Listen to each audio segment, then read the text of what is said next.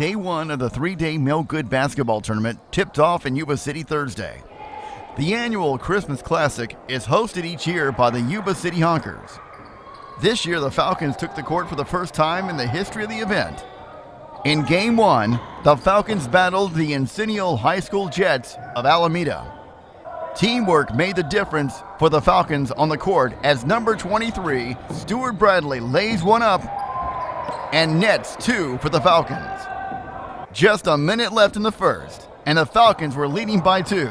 The fans saw a lot of action in the last minutes of the first as both teams hit the net for points, but the Falcons' Talons held a lead as the clock ran out of the first period with a score of 16-14 Falcons.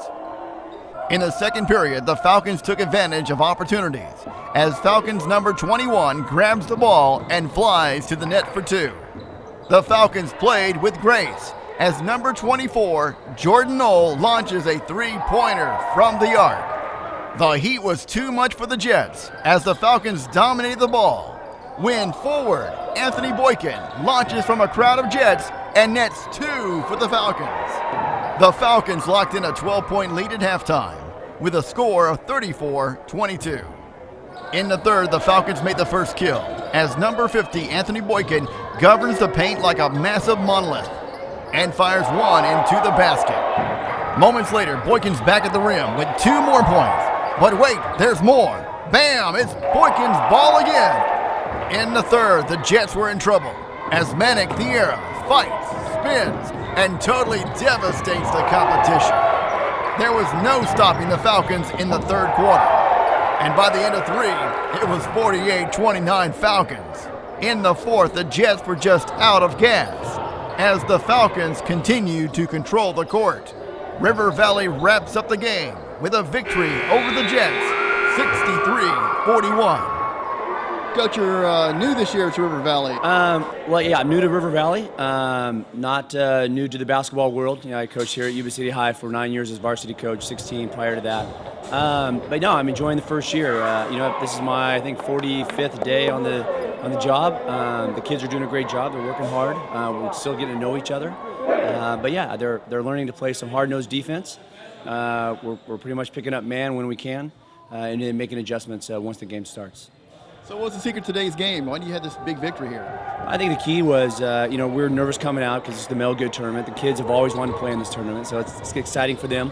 But other than that, after the first quarter, we realized, we need to work inside out. We were taking too many perimeter shots in the first quarter. We realized that number 2 was going to be their main scorer.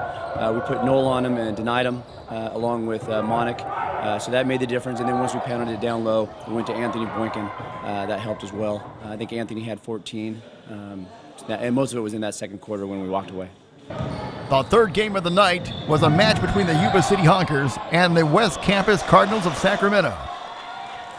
After a little pre-game bonding, the Honkers were ready to play some basketball. The Cardinals found the net first as the game started, but Honkers number 22, Nathan Gillamine, flies to the basket for 2 points. Just seconds later, it's instant replay as Nathan does it again. Let's watch this one in slow motion. Look at that air. Well, Honkers can fly. Not only fly, but shoot from the arc. When Gupri Singh launches one and hits nothing but net for 3 points. West Campus returns their own three-pointer. The action was intense as Matt Hayes gracefully lands a three-pointer in the net. Seconds later, Matt does it again. We are still in the first, and Honker player number 23, Nick Brown, schools a Cardinal player on how to do a layup. At the end of one, the Honkers lead by 14. West Campus came out fighting in the second with some nice basket action early on in the quarter. But the Honkers were not ready for Sacramento to take control of the game as number 40, Tim Enright, hits the basket for 2. The Honkers had the Cardinals on the run as number 11, James Van Dusen, with a little help from Tim Enright, helped wrap up the half with a 40-28 lead. Into the second half, and the Honkers were still in charge of the court. By this time, the Cardinals knew they were in Honker country. The action was at full speed.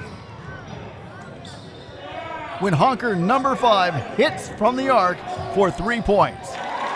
By the end of 3, it was the Honkers leading by 20. The Honkers continue to rock the house to the very end of the game with a final score of 71-58. With such a young team, it's developing pretty well.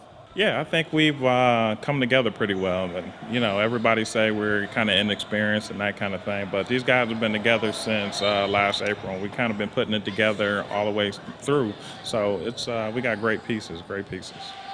So how do you feel about the rest of the year? So far, you have won most of your preseason stuff. That's better than last year, right? Oh, yes. We're still taking on the same caliber of competition, but now we're winning some of those close games and pulling it out. So now the guys are seeing it that this is what it's going to take to get that deep run, to push it, to get to the playoffs. 8 teams will compete over a 3-day period for the coveted championship. Reporting from the Mel Good Basketball Tournament, I'm Ken Frazel for my SYTV Sports.